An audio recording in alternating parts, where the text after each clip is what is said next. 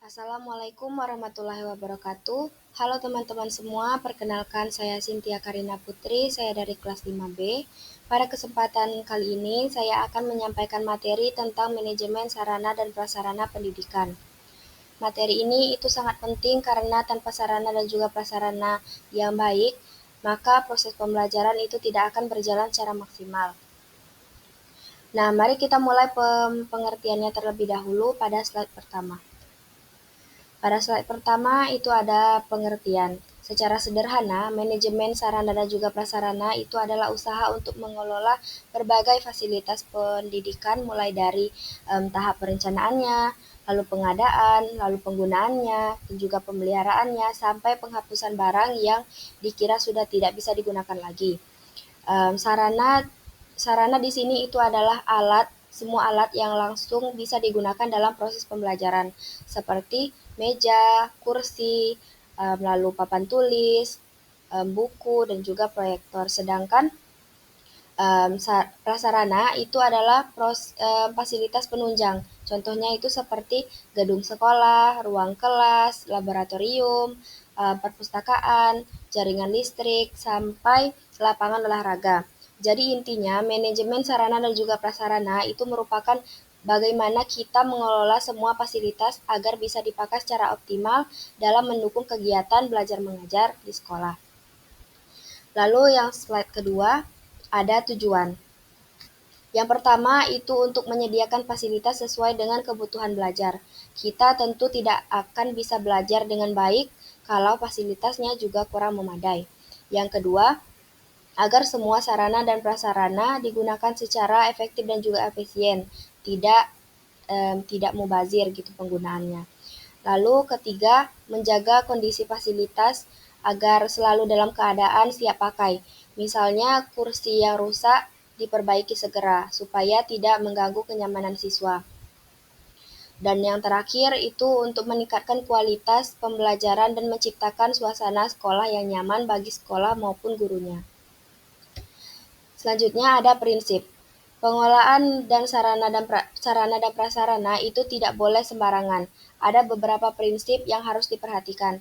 Prinsip yang pertama itu adalah efisiensi dan efektivitas. Artinya, kita harus menggunakan sumber daya itu sebaik mungkin dan dengan hasil yang maksimal. Dan juga yang kedua itu adalah kejelasan tanggung jawab. Jadi setiap fasilitas itu harus jelas siapa yang bertanggung jawab, merawat, dan juga mengelolanya. Dan yang ketiga itu ada kesesuaian aturan atau administrasi. Misalnya dalam pencatatan inventaris barang, ada prosedur yang harus dipatuhi. Keempat, itu ada keterpaduan dan kerja sama. Karena pengelolaan sarana dan prasarana itu tidak bisa dilakukan sendiri, maka perlu dilibatkan banyak pihak.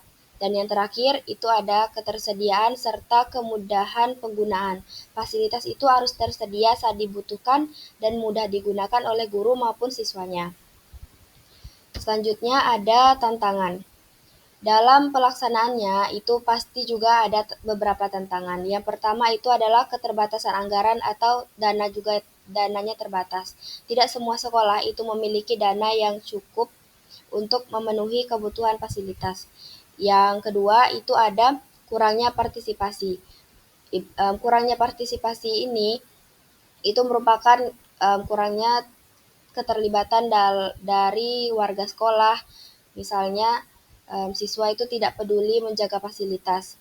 Yang ketiga, itu adalah pemeliharaan yang kurang baik, sehingga fasilitas itu cepat rusak.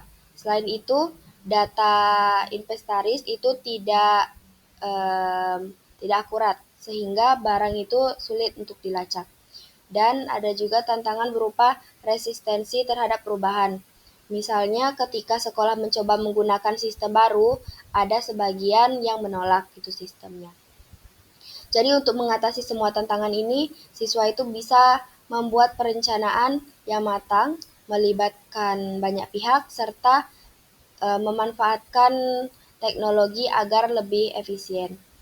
Tantangan ini juga bisa diatasi pada slide kelima, yaitu di slide strategi.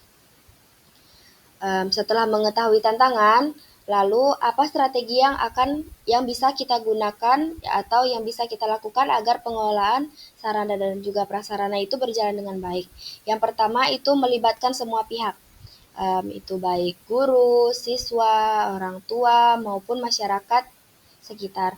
Jadi dengan begitu ada rasa memiliki bersama gitu. Terus yang kedua, itu menentukan prioritas. Misalnya perbaikan ruang kelas itu lebih penting dibandingkan menambah fasilitas tambahan lain gitu. Terus yang ketiga adalah pemeliharaan rutin. Jangan ditunggu sampai fasilitas itu rusak parah baru diperbaiki, tapi lakukan perawatan secara berkala dan terus-menerus. Lalu yang keempat itu ada memanfaatkan teknologi seperti menggunakan aplikasi inventaris tadi itu untuk mencatat barang. Lalu yang kelima itu menjalin kerjasama dengan pihak luar, misalnya pemerintah atau swasta untuk menambah dukungan dana dan juga fasilitas.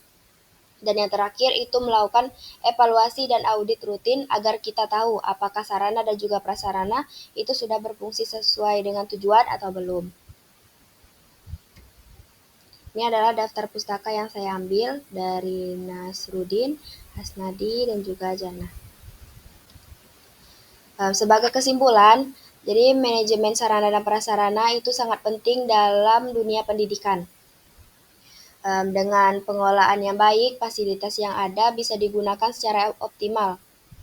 Proses belajar mengajar jadi lebih nyaman dan pada akhirnya mutu pendidikan juga pasti akan meningkat. Jadi bisa kita lihat bahwa sarana dan prasarana itu bukan sekedar benda mati, tapi juga merupakan investasi jangka panjang untuk kualitas pendidikan. Demikian penjelasan dari saya, semoga bermanfaat dan bisa menambah pemahaman dari kita semua. Terima kasih atas perhatiannya. Saya akhiri, wassalamualaikum warahmatullahi wabarakatuh.